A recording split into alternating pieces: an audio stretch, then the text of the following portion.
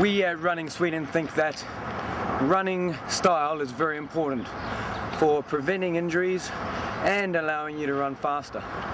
This next video is to help you understand these running drills and to allow you to take them home and do them yourself.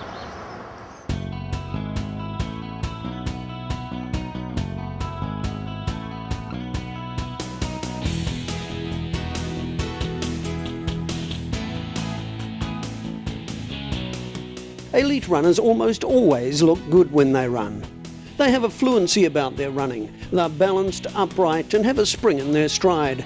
They look like they were born to run. But most exceptional runners work hard at perfecting their running style.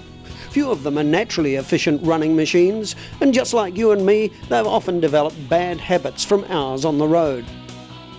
The long, slow training we do is vital to developing endurance, but it often causes us to develop a flat, lazy style.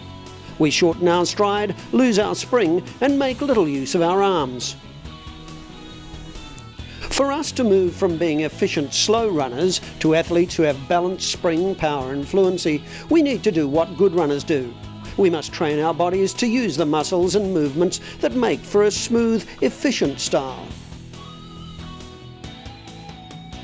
Running drills imitate good running form. They promote an upright posture, proper arm action, knee drive and leg action. They strengthen the muscle groups needed for powerful running, and they increase our range of motion. The drills also help develop the body awareness a runner needs to deal with changes in terrain and changes of pace. At Running Sweden, we encourage all of our athletes to include drills in their training routine once or twice a week. The rewards are worth it. All running drill sessions should be done after a warm-up of 15 to 20 minutes running, followed by a good stretching routine. All drills should be done on a flat surface and completed over 20 to 30 metres. Start off with one set of drills the first time before increasing to 2 to 3 sets of each drill. After the completion of the drills, we at Running Sweden also suggest doing some fast strides of 80 to 100 metres to put all that you've done into your normal running motion. Let's look at the drills now, starting with the easiest and moving on to the more demanding.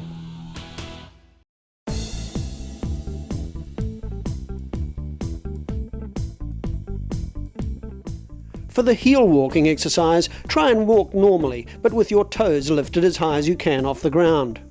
It's quite difficult, and you'll probably feel the muscles alongside your shin bone getting a good workout. It's these that you're trying to strengthen, the muscles that control how your foot hits the ground. Weak shin muscles cause a runner's foot to slap the ground with greater impact and increased instability. Try to walk for 20 to 30 metres.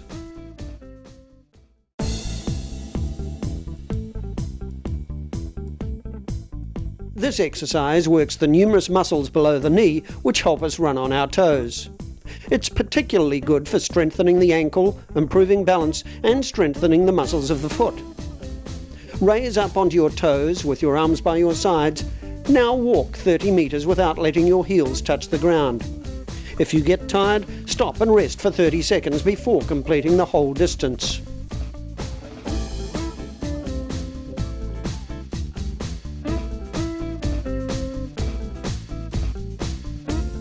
The Conchella is named after a famous Kenyan 800-metre runner whose perfect running style at the end of races was in contrast to his rivals. There are many ways to do this exercise. We share two here. This exercise has you walk through the perfect running style over 30 metres, maintaining good balance, coordination and stability.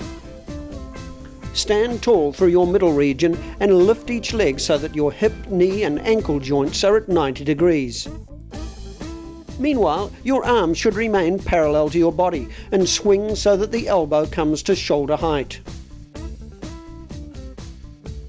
The first variant of this exercise is done slowly, whereas the second is done faster.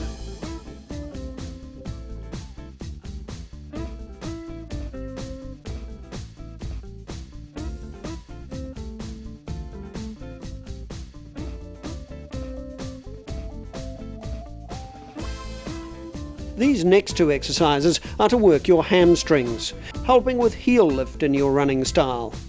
The higher your heel lifts when you run, the more energy you save during the swing phase. A good heel lift also helps to keep your centre of gravity slightly ahead of your hips, helping you to run tall, moving out of the sitting down running style developed from long hours on the road. Start by jogging a little, and then on each stride, bring your heels fast and high behind you so that they make contact with your butt. Your knees should remain relatively still. Your focus is on heel lift, not reaching forward. Remember to keep your arms moving as they would if you were running normally. Complete 30 metres. The more heel kicks you do in 30 metres, the better you are doing the exercise.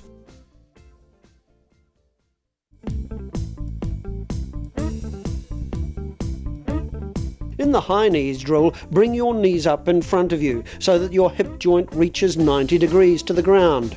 However, you're still required to bring your heels up as fast and as high as possible, with the goal of hitting your butt. Remember, keep your arms moving like they would if you were running. The point of the exercise is not to complete the 30 metres as quickly as possible, but as many heel kicks as possible.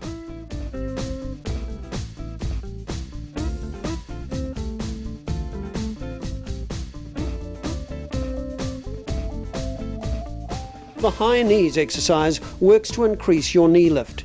It's an important component of a runner's gait, helping them spend more time in the air and creating the kinetic energy needed to cover the ground quickly. Start by jogging a little and then bring your knees up so that your hip, knee and ankle joints are at 90 degrees. Remember to keep your arms moving through a full range of motion. Complete 30 metres. The point of the exercise is not to complete the 30 metres as quickly as possible, but to achieve as many high knees as possible.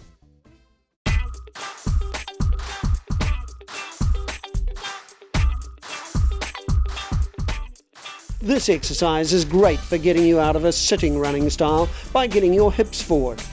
It also increases ankle flexibility and ankle stability. Many coaches compare the action to trotting like a horse. You're to run with small steps with your toes touching the ground first. When your heels touch, quickly lift off again. Don't take big steps, rather the heel of your stepping foot should land by the toes of the grounded foot. Remember to keep your arms moving through the full range and focus on keeping your core strong so that you're upright and your hips are forward.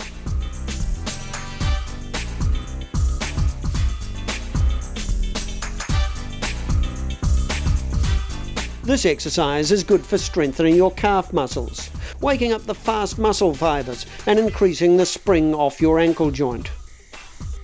One of the most important aspects of this exercise is to keep your legs straight throughout the whole 30 metres. You're to push off and land on your toes, quickly alternating legs. Your heels can touch the ground, but only briefly, before bounding off your toes again. Remember to keep your arms moving as you would if you were running normally.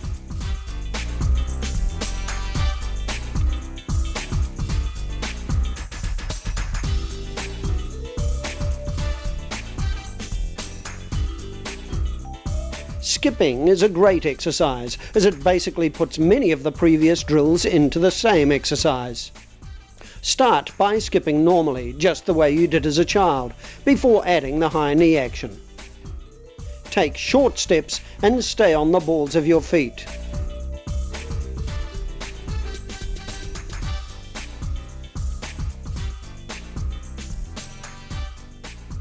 The horse kick or B-skip drill is similar to the skip drill, except that a swing forward of the lower part of the leg is added to the driving knee action. The emphasis here is not on the kick, but on the pulling down of the swing leg. This pawing motion helps develop coordination and strength in the hamstring and glutes. It also helps you develop an active foot strike.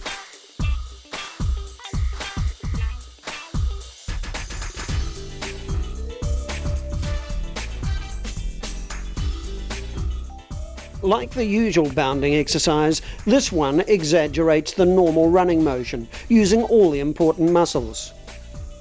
It works on explosiveness and is faster than the exercise on Running Sweden's plyometrics video. Focus on getting spring from your ankle and foot joints and on hanging in the air while moving quickly forward.